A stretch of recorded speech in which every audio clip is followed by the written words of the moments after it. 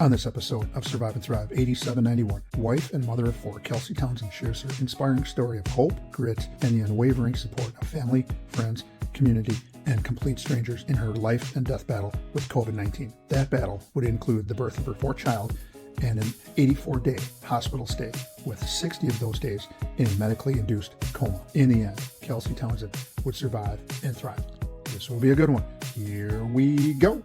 Good morning, good afternoon, good evening. What is up?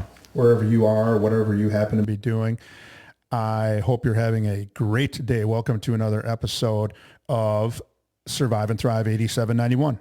I'm your host, Coach Sikora. We are in the Buck and Honey's remote studios on the east side of our great capital city, Madison, Wisconsin. You can follow the podcast on Spotify, Apple Music, iHeartRadio, and YouTube at Survive and Thrive 8791. You can follow me on Instagram and Twitter at @TDecora 8791, as well as hitting me up on Facebook at Tim Decora. Don't forget to hit that subscribe button wherever you listen to the show. Leave me a comment if you like what you heard. If there's a topic or you know a guest who would love to tell their story, email me at tdecora@gmail.com. Glad you could join us wherever you happen to be. Our mission is to share stories and conversations that make you cry, laugh, and think, stimulating emotions, creating laughter, and inspiring the mind. A new episode will be released on Monday and Thursday morning, featuring a wide range of guests. The podcast will touch on many subjects such as grief, loss of a loved one, recovery, professional setback, divorce, success despite challenges, etc. Our guests will share how they learn to survive and thrive.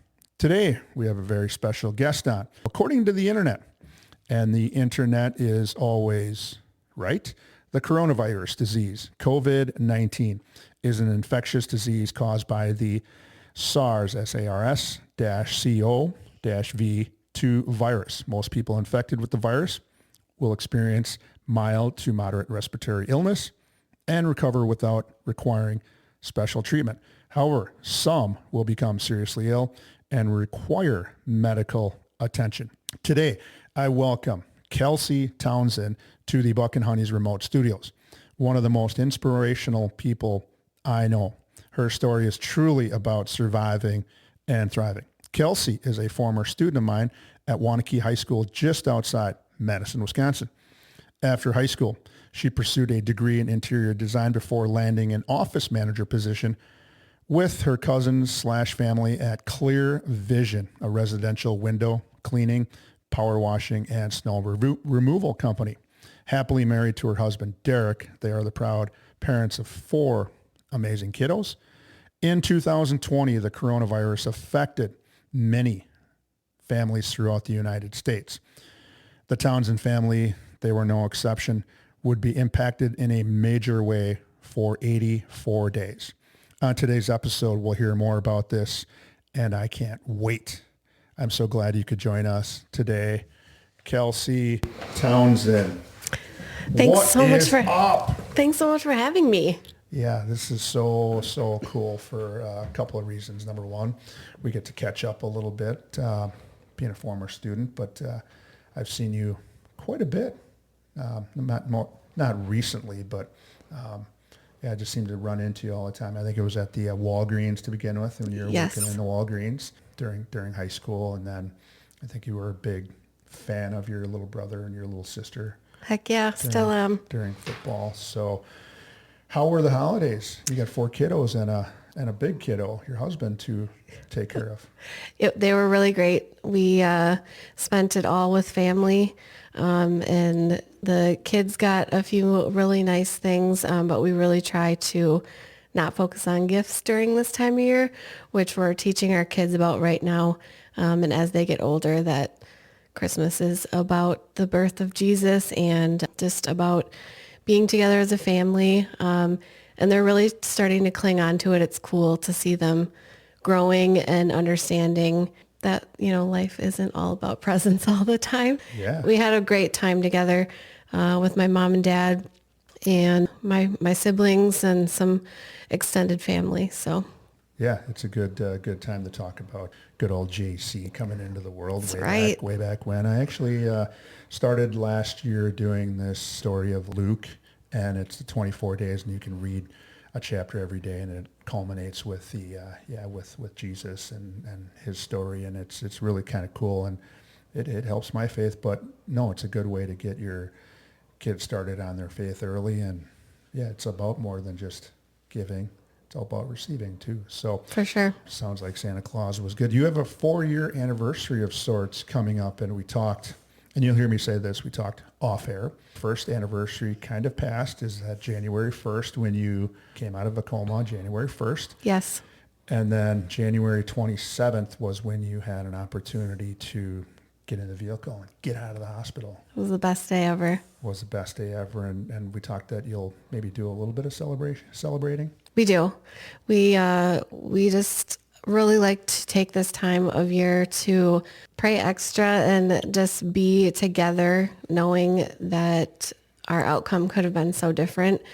And we just really like to remember to be grateful for this time because it represents a miracle of sorts happening, that I was able to walk into my vehicle and get a ride home from my husband and go see my family again. Yeah, like I said, we kept track of all the stuff that was going on, and I don't know if it was all Cassie or your mom. I know it probably wasn't Brian. Brian's not necessarily Brian, but not enjoying, but just watching the updates and how they were coming almost seemed like every day. That was actually my cousin, Janelle Hellenbrand. She was a mine host. She is a nurse at the VA hospital. And so she actually started this update Caring Bridge page so that she could, get all the information out. So yeah, between my mom and dad and my husband and my sister and brother getting her that information, then she was able to post it for everybody to see, which I am so grateful for her doing that to this day. Big shout out if you're listening. And Janelle, that was awesome. So thank you for that little ride of 84 days. Yeah. I was so inspired by it that when I saw you, I thought we got to revisit this because of how much I think you can help other people that might go through a similar situation, and you have a gift to share. And it's one of those things where I read this somewhere or heard it that we want to open up that gift, and then we also want to share that gift, but it's yours to share. So I'm glad you're on the podcast today. Because you have such an inspiring story to share, I want to get to that right away, but I always have to talk about our sponsor. So our sponsor, Buck and Honey's Restaurants, is a place that people can escape to from any problems that they have with their great food and drink menu, 5-star customer service, and a welcoming and vibrant atmosphere. People keep coming back. Locations in Sun Prairie, Monona, Wanakee, and Mount Horeb. Most communities in the Dane County area can get to a Buck and Honey's within 10 to 15 minutes. Got to ask the question all the time of my guests, have you been to Buck and Honey's? It's actually one of my favorite places to eat. We go to the Wanakee location all the time because my parents still live there. Yep. Their food is outstanding. So you have to go if you haven't. Yes, those of you that have not been, that are listening, get to Buck and Honey's. There's one nearby. I'm a big proponent of the Bomber's Special Pizza. I've been having that since I was in high school. That's a good one. It is a good one. On the episode, whenever I have a guest on, we talk about, and this is a recovery thing, where when people share their story, they share what it was like before, what happened, and then what it's like now. So we're going to try to cover all those bases today if we can. So you bet. So segment 1, what was it like before and what happened? So we're going to go back a little bit in time. You come from an amazing family of 5 that is very close knit. And I'm very fortunate to have crossed paths with your whole family. Does that closeness start with your parents, and that's Kevin and Christy? Yes. That starts with them. Can you explain that a little bit? Yeah, my parents are 2 of the most humble and amazing humans I know. They are extremely selfless, and they taught me and my siblings how to always be kind to everyone else and to make sure to lend a helping hand when you need. I can't say enough about the person I am today is highly attributed to them. They have gotten me to so many places in life, and I just couldn't be more grateful for them. Kevin and Christy, if you're listening, hopefully you're wiping those tears off, because I love you, Mom and Dad. she got me a little choked up there talking. When I hear kids talk about their parents, it's really makes me think of my own family and upbringing. And yeah, whenever I can talk about aunts and uncles, I do very, very much like you do. So you're the big sister. What was your relationship like growing up with your little sister Cassie and little Brian, little brother Brian? They were always the superstars in the family. I was the one that was on the sidelines cheering them on. I wasn't really huge into sports myself, so it was really cool to be able to be a part of something bigger than myself and watch them really grow and blossom as we all grew up together. They just, the minute my parents gave them a soccer ball or a football, they were out the door. And I'm so proud of them still today. They've achieved so many amazing accomplishments with those sports, especially football. And that's where I got to know them on a little more personal level. And then certainly after all of that success, because of, I think, the way your mom and dad raised you all, For sure. they were able to handle that very large amount of success. Yes, they picked up a soccer ball and a football and they were hooked. I know we talked about this earlier, that I think a lot of their success on the football team should be attributed to you, right? Correct? Oh, yeah, right. I would love to take the credit, but no way. My parents put in so many hours with them, and then all of the coaches at Wanakee and really themselves. I mean, even though I'm the big sister and was the leader, like, they would drive me some days because they just are full of light and energy, and they're so inspirational. Yeah, both two-time state champions, I think, and Yes. then they would have been, three-time state champions had they been a little bit younger and stuck around for another year. But Yeah. I know we've talked about this over winter break, that we will have Lucy's over there in the corner, by the way. So that was her sneeze back there. Bless you, Bug. I plan on having both of them on because they've got their own little stories to share, and I think it's good. But I would love that. Yes. At the end of October 2020, this is the what happened part that gets into a little deeper here. At the end of October 2020, you were about 2 weeks from giving birth to your fourth child, Lucy, who I'm looking at, when you went to your doctor complaining of severe fatigue and a cough. And the severe fatigue should have been no-brainer. You're 8.5 months pregnant. But then the cough started coming in. And I know during about that time, nobody wanted to get the cough, because the cough then ultimately led to you being diagnosed with COVID. What were you thinking when that diagnosis came? Yeah, that was really interesting time because COVID was so new still. There were so many questions. And so when I understood that I had it, I really thought to myself, like, this is no big deal. You've got this, this is your fourth baby. She's almost here. Just really told myself, honestly, to suck it up and get my rest, and everything was going to be fine. Sounds like something, again, Christy and Kevin may Yeah. have passed down. You're sick, but you know what? You suck it up. You got to go. You got it. You got to go to work. You were sent home. So you went to the doctor and they sent you home. Probably a lot of other people were being sent home. Hey, you just kind of let it run its course. What came next is an incredible story. And I say incredible because I knew it from afar, and I knew it from the Facebook post from Aunt Janelle. But when I was reading your bio, and then I told you that I shared it with some family and a couple of friends, they were mesmerized that just in that little brief, which is why I think you should write a book someday about this. But your ability to share that story and just a short little paragraph had me, thinking about that time. You took me back to 2020. So tell us about it. So when you got home. So they sent me home from the hospital. They told me, we can't do anything else for you, and just let us know if it gets worse. So I went home. I went to bed. I'm used to getting flu-like symptoms right before I'm expecting, so I just did what I normally do, drank lots of water.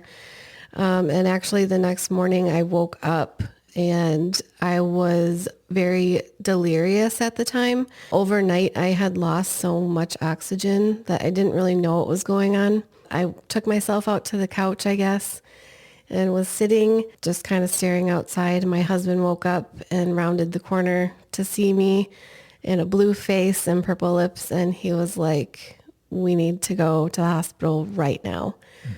So the next thing I remember is he packed us all up into our Suburban, and we started driving to my parents' house to drop off the siblings, our 3 other kiddos, pulled into the driveway and dropped them off. And I remember my parents coming out, and I've never seen their face look so sad and scared before. Well, I know we talked, and like I said, it's not that when a husband looks and says there's something wrong, then you got to kind of take it that there might be something wrong, because that's something that we're usually, at least me, I'm not looking for. But I've had a couple of situations where I had to round up one of the kiddos and, hey, let's get you to the emergency room, because that's a good thing that he was able to get that. For sure. I mean, yeah, like anybody, you just kind of go throughout your day. But yeah, when Derek gets upset about something like that, like you said, it's pretty serious. You should probably listen and go. So mom and dad saw you, and they're probably like, ooh, that doesn't look like our normal Kelsey. Yeah. They came out and they told me they loved me and that they were going to be praying for us. And with that, we were pulling out of the driveway. Derek said that there was no time to waste. And I was thankful he got me to the hospital so fast, because I lost consciousness on the way down there. I don't really remember anything. We arrived and someone had to come out and carry me from the car. And then I remember being in the emergency room with a nurse while Derek parked the car. And then I remember all of a sudden the room was full of doctors. Derek got there and looked at me, and it was one of those looks like, this is really serious and we don't really know what's going to happen next.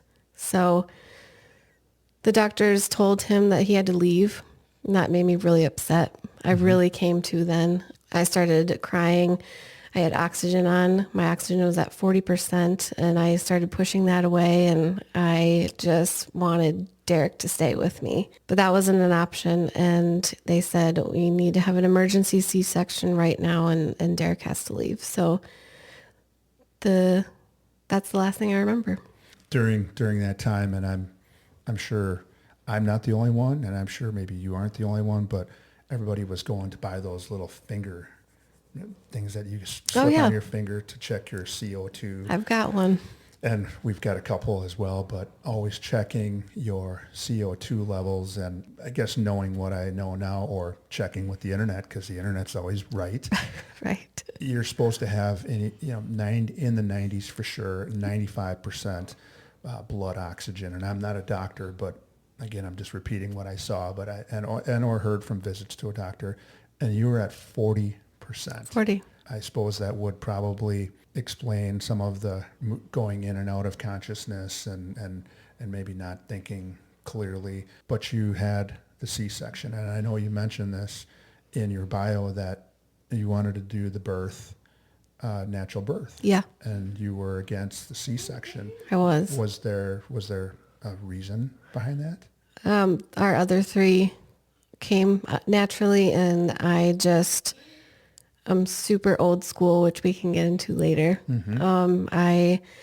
It's just really important to me to do things on my own, and that's the healthiest way for a baby to arrive into the earth. And I wanted that so badly. Well, we're going to get into the coming out of those sort of 84 days where you started that, maybe get to that January 1st to tell us a little bit about, because even as experienced in age as I am now, I still turn into that little kid.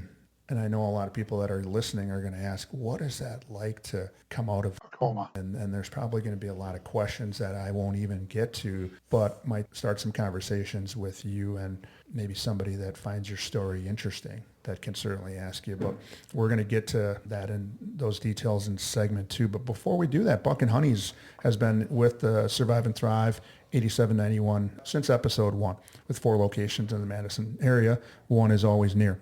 Some people ask me, why Buck and Honey's? Well, they have a great menu, 5-star customer service, and there's nothing like having a place to escape to. In segment 2, you are going to talk us through what those 84 days and after were like for Kelsey Townsend. I know I was very concerned considering how well I know you and your family. Checking Facebook for updates was a part of my everyday routine, and I'm sure I wasn't the only one. Those of you that are listening, please stay tuned. Don't change that dial because you don't want to miss segment 2 of Survive and Thrive 8791. We will be right back. If you, a loved one, or someone you know is experiencing a physical, mental, or emotional crisis, there is help and resources out there.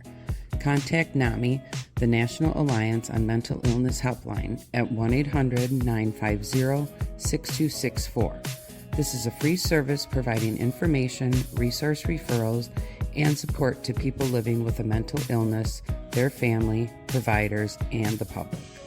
United Way 211 is available 24/7, 365 and offers free confidential assistance. They connect people with the local programs and services that can help. Dial 211. Emergency Crisis Services, dial 911. The Suicide Prevention Lifeline, dial 988. To connect via web, chat, visit suicidepreventionlifeline.org. Along with those numbers, there is help. You just need to say 3 words. I need help. Now, back to the show. We are back. Welcome back to segment 2 of Survive and Thrive 8791. I'm your host, Coach Tim DeCora. The podcast is where we feature guests who share their story in hopes of helping others who may be struggling with what life throws at them. In October 2020, Kelsey Townsend was about to go through 84 days of uncertainty. 60 days of those 84 were spent in a coma, medically induced coma, and we're going to talk about that a little bit. And I've got some questions for Kelsey, and hopefully I'll address some of the questions that our listeners might have. With family, friends, and a community behind her, she rallied from a COVID illness that nearly took her life. Today, she is a grateful wife, mother, sister, friend, and guest on the Survive and Thrive 8791 podcast, and I'm darn glad to call her a friend, call you a friend, former student turned friend. Tell us about what it was like to wake up after 60 days in a coma. And we talked about this a little bit, that January 1st is when you came to. When did you go into that medically induced coma? So I went into the coma when the day Lucy was born, November 4th. Mm-hmm. I was talking with you earlier. I feel like I probably fainted out of fear, and then they had to put me in a coma because of the C-section procedure. And then they kept me in it thereafter because I was just so weak and fighting for my life. And I was a fighter. That's something that all the nurses said, and they had to actually give me enough medication for a very large, full-grown man because I was so insistent on being awake and knowing what was going on. So if anybody sees Kelsey Townsend in a dark alley, do not mess with her. Do not. But, that's knowing your brother and your sister, how competitive and fierce they were. They probably got a little bit of that from you, but must be a genetic thing that the McCarthys are just tough. And that I do know now, especially with you coming out of this uncertain time for 84 days, here you are. The one thing I want to go back to is that having that 40% oxygen, did they talk about how long it took to get back to normal at all with that? Yeah, so I don't know the exacts on that, but I had oxygen hooked up to me immediately upon arriving, so they were able to get it back up, but not enough, and that is when I had to be intubated, which means when they put a tube into your throat and the oxygen goes directly to your lungs. So you were in this coma and medically induced. I mentioned earlier that I've been reading a book, and sometimes that either a nurse or a doctor might say, hey, to a loved one, continue to talk with Kelsey continue to talk with your loved one because they might be listening, they might be in there. The weird thing though is that during that time, and we got to go back to that, we talked about this off air, that nobody was allowed to come in. So were the nurses talking to you? Were they kind of doing that, playing that role? They were, yeah. No one was allowed to come in. It was a really lonely time with the uncertainty. They didn't want other people bringing in illness or, getting you sick, and vice versa. And so, yeah, it was the doctors and nurses, obviously more so the nurses, that really became a second family to me. And I'm still really good friends with a lot of them today.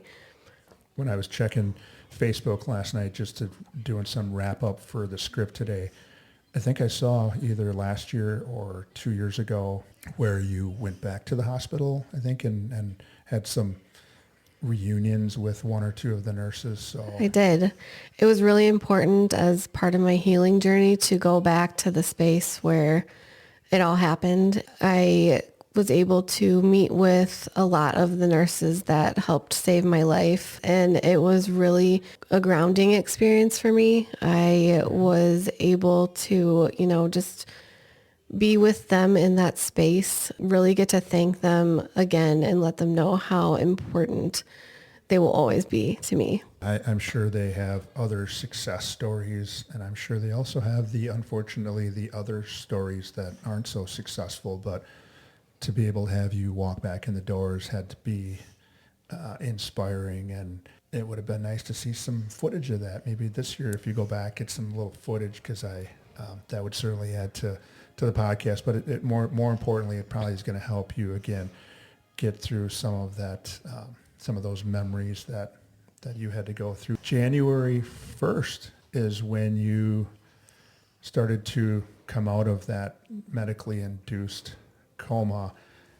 Talk us through what that was like when you came to. I like to be honest about this because, it wasn't as exciting as maybe someone would think. I was actually really angry. I wondered. There's that feistiness again. Yeah. I wanted to know, if Lucy and my family were okay. Deep down inside, I knew that everything was okay with them. I don't know how, maybe just a message from God, maybe. I was then really angry, and I started to look inward, and I thought, how the heck did I get here? And why am I so sick still? I just wanted to know what was going on. Some of the things that I thought of was Lucy in the hospital still with you, and to keep that mother-daughter relationship going. So she was at home with your husband. I didn't get to see her, hold her, anything because I was in a coma. So she wasn't with me at all, ever. You were really angry about why you were there.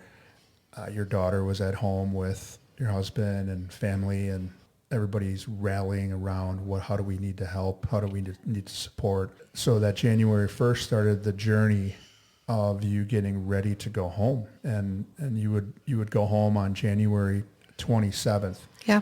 Talk us through what those days were like from the 1st to the 27th. They were, really long and really short all at the same time. I just remember that first week of being awake. I was really, groggy, really in and out of it. And a few days had passed. I want to say like 4 days. And the ultimate goal at this time still was for me to get a lung transplant. So I asked Derek and I asked the nurses and the doctors, and I said, I didn't say I had to mouth things or write them down because I couldn't talk. What do I have to do to go home? That is my goal, and I want it to be really clear to myself and to all of you what we're here to do, because I don't want to waste any time. We started a plan, and Derek said, if you want to go home, we have to get you these lungs, and in order to get you lungs, you have to stand up, you have to learn how to walk again, you have to start using your hands and getting stronger, or we can't do this procedure. So that became the really big goal in my head. And until one day I got really sad and I had to recircle and just think about what was all going to happen, because in order for this to happen to me, someone else had to give their life. Mm-hmm. That hit me really hard. But nonetheless, I did stay the path and I got stronger. I learned how to walk again. I was able to write my name again, and I did a lot of communicating on my phone. They gave me my phone back, which doesn't really seem like a big deal at the time, but it really was, because it was my way of communication with my family, my husband, my kids. I got to FaceTime them, and so I'm really grateful for that. The goal from there was just to get stronger, and so I did. I worked my butt off with my nurses every single day to get stronger. They would come in every day and take x-rays of my lungs because they had to see what they were looking like, just to make sure it was okay to go ahead with the lung transplant. So we had gotten word on a Friday that there were some matches for lungs coming in, and by Monday they were going to do the surgery. And that's all that I could see in the future, was that this surgery is what I needed and that we needed to do this so I could go home. And thank God, Mm-hmm. for whatever reason, he chose to give me a miracle, and he started to heal my lungs. And the doctors called it a divine intervention. They don't know why I started to heal, but I just did. And I am so grateful for that, because the story changed drastically that day. Mm-hmm. I was able to stop focusing on getting lungs and start focusing on just getting stronger and being myself again. And that was the best gift ever. Yeah, I know before we started talking about segment 2, we talked about some other things that you touched on. I think when somebody is in a coma or medically induced coma, there has to be a little bit of discussion of how long do we want to let this go? Is Kelsey going to come out of this? I'm sure it was a small percentage that maybe we don't know if she's going to come out of this.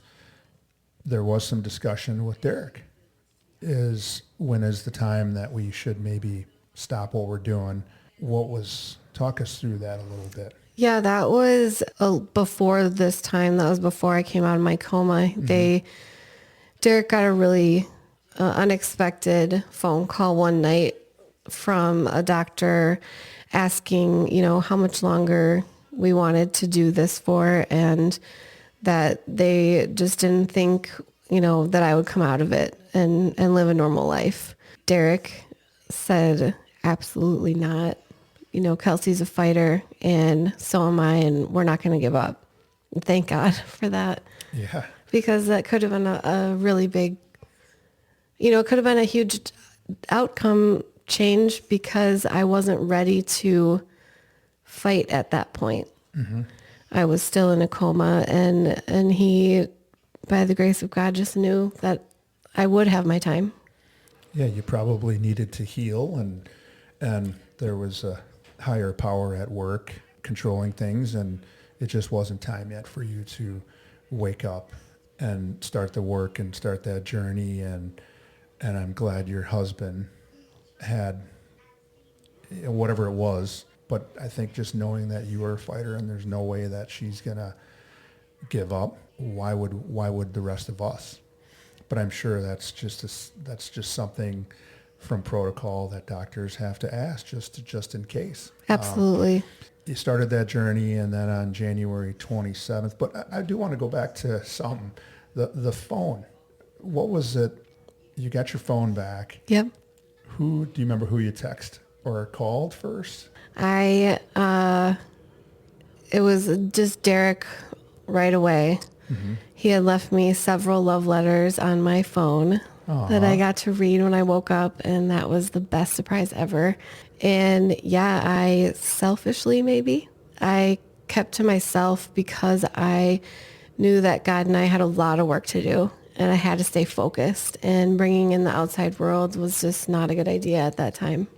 I'm going to keep it pretty tight right now and stick with my inner circle, which starts with Derek and then the kids, and then mom and dad and brother and sister. And I think that's That's a great point that you did that. Was there a holy cow? Is this really you?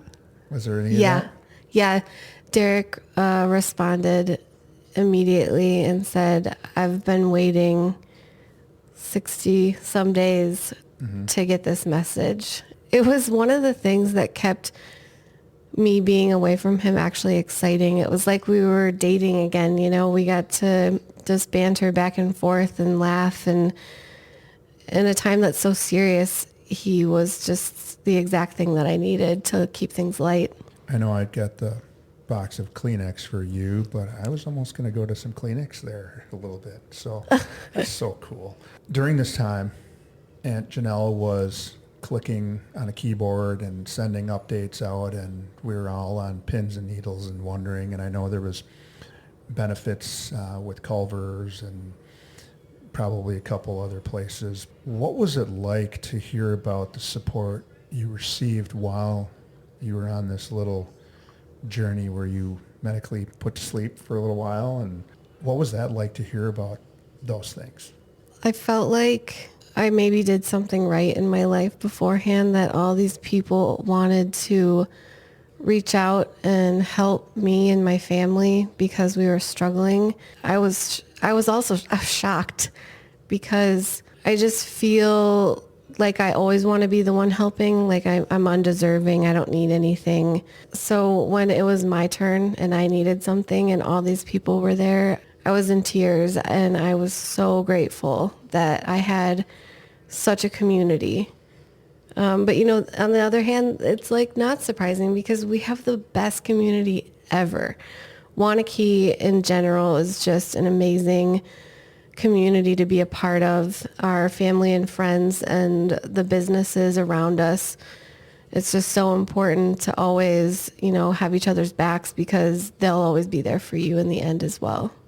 That's a very good, very good valid point. And that's where both of you and myself, you live there, I lived there for 27 years. And I think you could probably say that about most other communities, but it's what we know. Yeah. And they rallied around you and your family. And it was just a great time, so to speak, in that we were able to read all those positive comments, those of us that were cheering in the sideline while you were getting better. So it was really cool to see that rallying from your community. Once you are up and kind of moving around and you eventually were able to get to your feet and walk on January 27th to the car, and your husband was there to pick you up, and there was a little film crew there that was documenting this whole thing.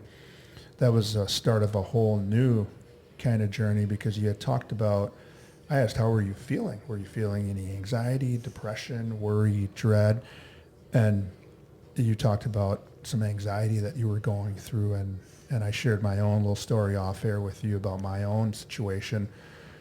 And you had to start battling some of that. What was that like? And you told me the cause. It was just we had to wait for the medication to run its course. So go ahead and talk about that. Yeah, so I was on so many different medications in the hospital for a ton of different reasons. And they had warned me and my husband that coming off all of these is going to be really tough. You're going to have severe anxiety. You're going to have bouts of depression.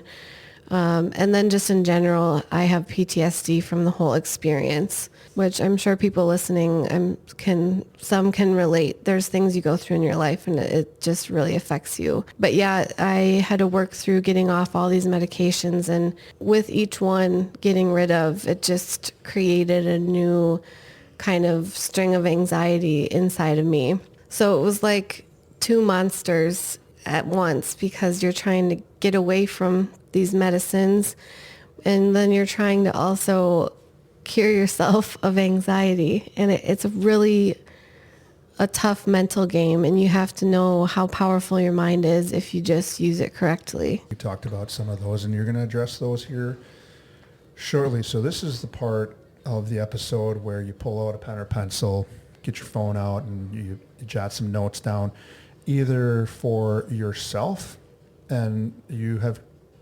experience a situation, medical situation like Kelsey did, or you're a loved one who is the one that's cheering, like your husband cheering from the sideline, how can I support? How can I help? What are some suggestions I can? And so if you're listening to this for that reason or any other reason, you can point to this. So I'm going to read these quick for the listeners to jot them down, and then you're going to talk about them. So here's what you shared with us. The first one was relying on your faith. Practice your faith wherever you are, your house, car. God is always with you. Number 2, family, friends, and complete strangers helped you through this thing, and you had to kind of maybe rely on them.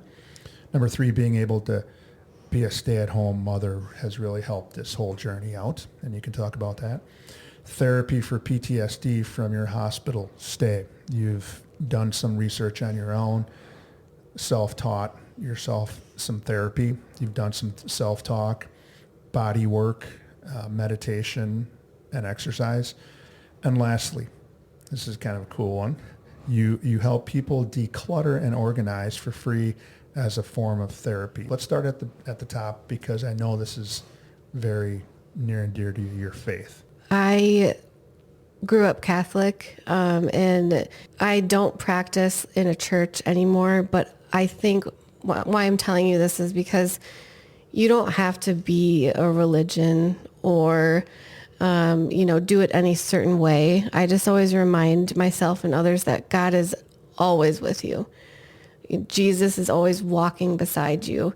And those two things for me at this time in my life are so important, because when I'm struggling with anxiety in a situation, I can just envision God on one side and Jesus on the other, cheering me on, holding my hand, getting me through whatever it is. And it instantly calms me. I just want people to remember that they can do the same. And it doesn't have to be God for them. Maybe they pray to someone else. Whoever your person is, or whatever your thing is, just remember to keep it close to your heart, and you can get through anything. I referred to on the podcast a higher power. Yeah.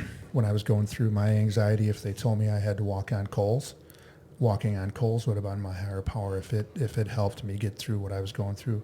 Absolutely attached to something. We talked about the family, friends, and complete strangers, how they helped you. Do you ever refer back to any of that when you maybe are feeling a little bit down, refer back to some of those kind words? I do.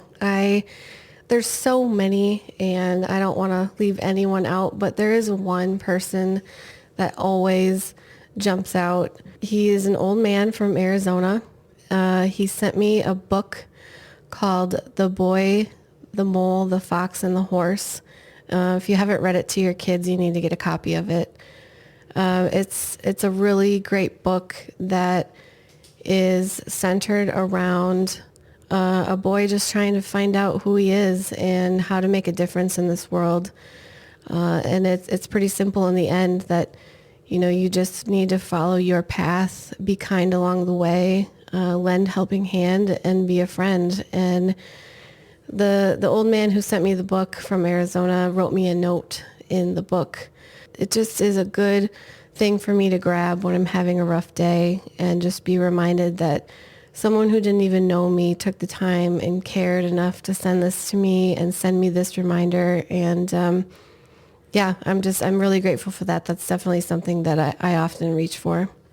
We will definitely have to post the book on the follow-up comments or whatever, that we'll have to get that again. Absolutely. And we'll have to make sure that your friend in Arizona gets a link to the podcast, because this is powerful stuff that I think he neats to know about. I agree. Yeah. That'd be awesome.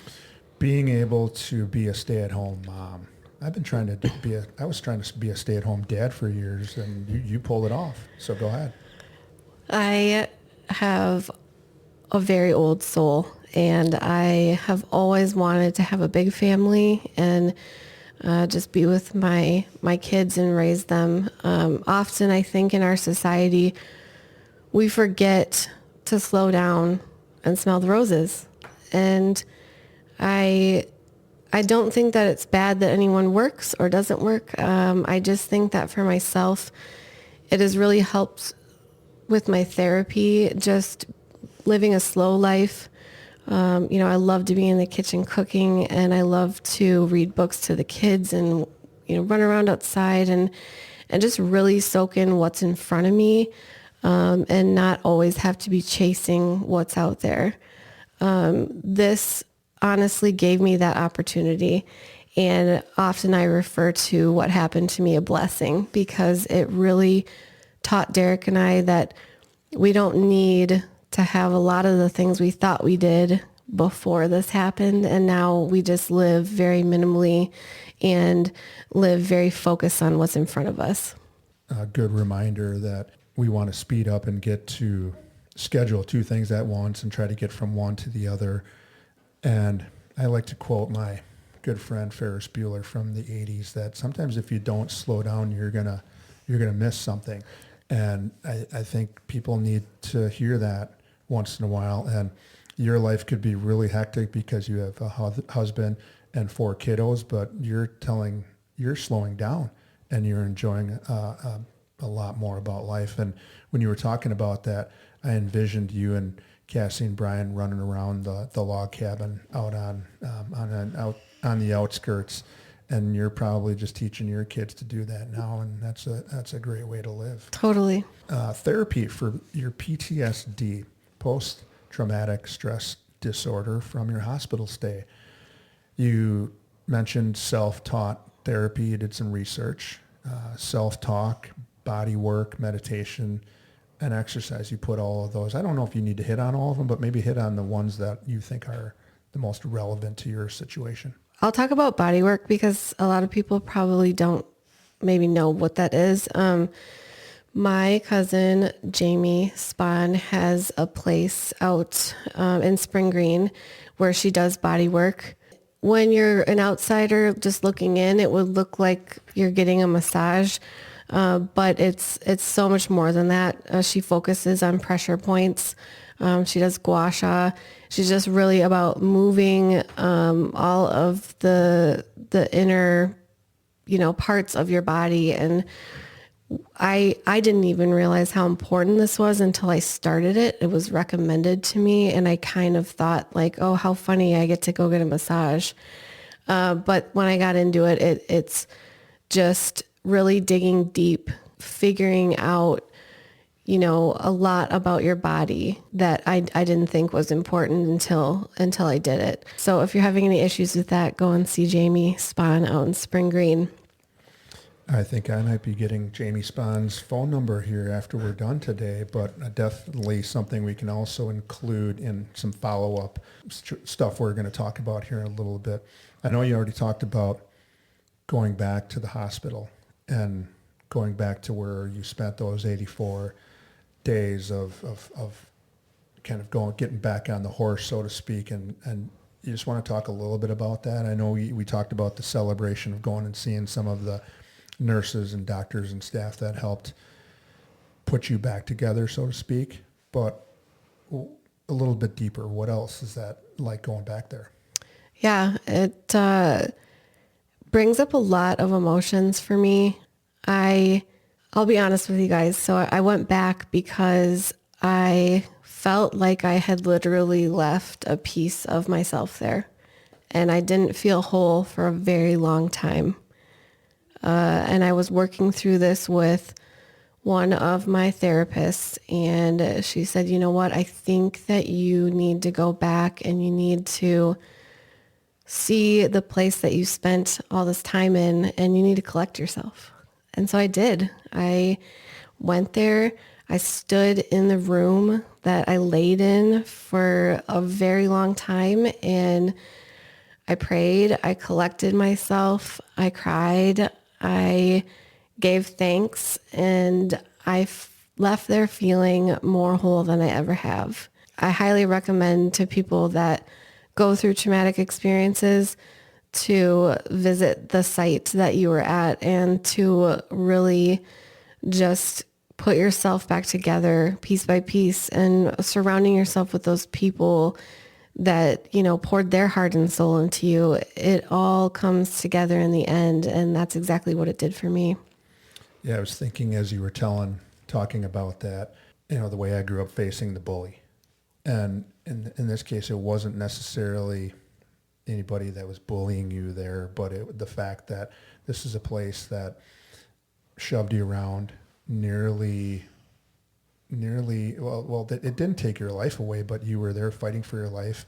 And we flipped the coin over and we look at it from the positive that this is where I came back and got well and probably increased your faith. Not that you didn't have any before you went in, but strengthened your faith.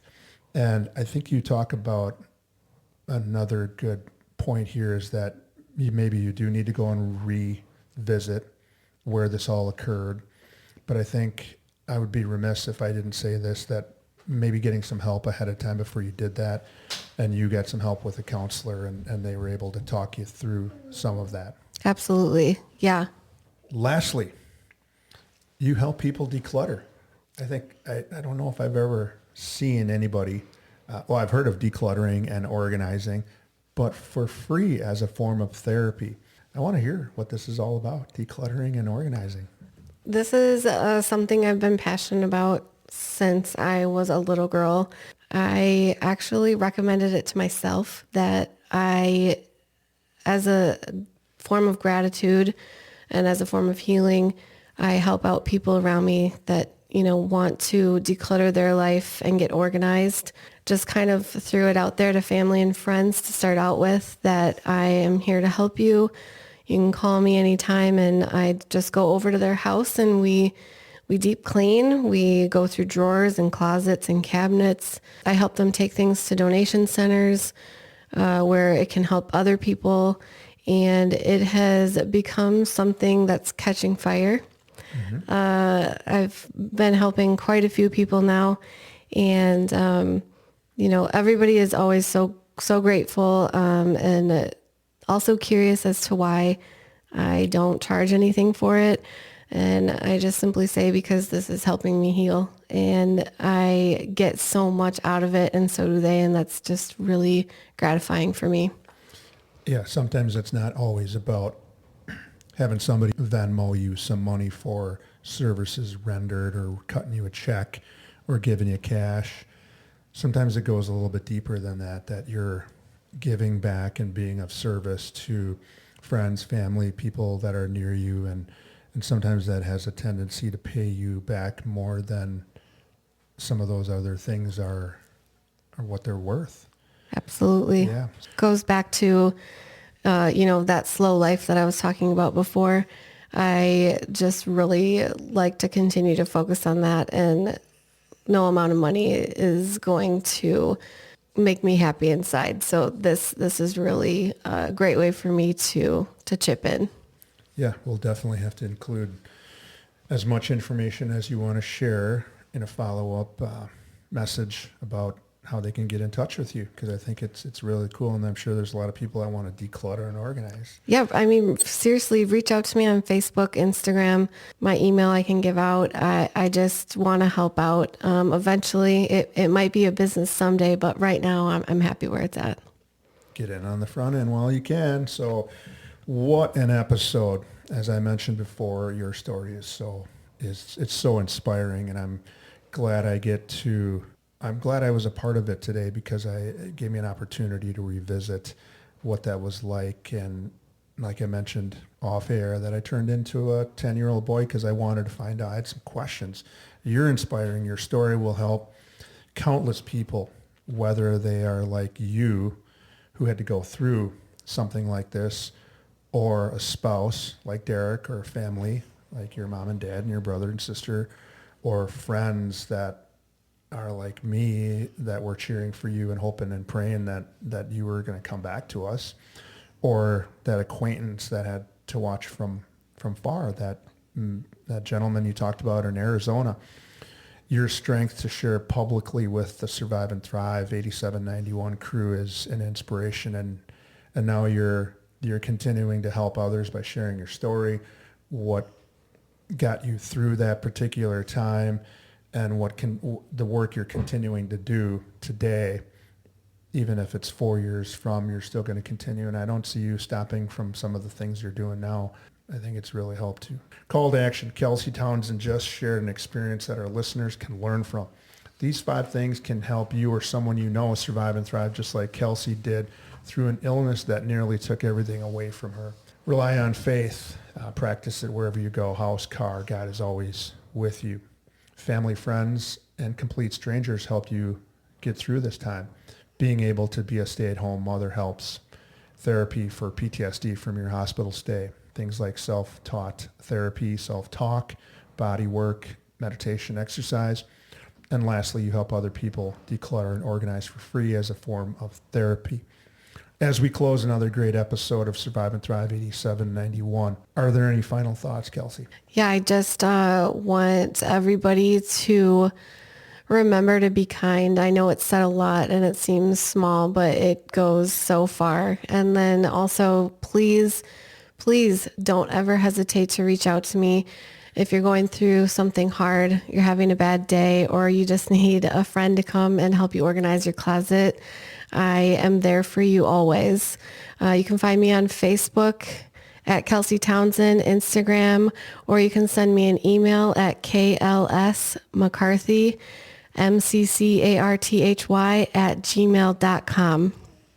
And again, I will include those in a follow-up post on either Instagram or for sure Facebook, and we'll get you connected with Kelsey on a number of different platforms and for a number of different reasons. It's so cool to have you be able to be a resource for people that are in need of whatever it happens to be. On our next episode, we will have another amazing guest who will share how they survived and thrive.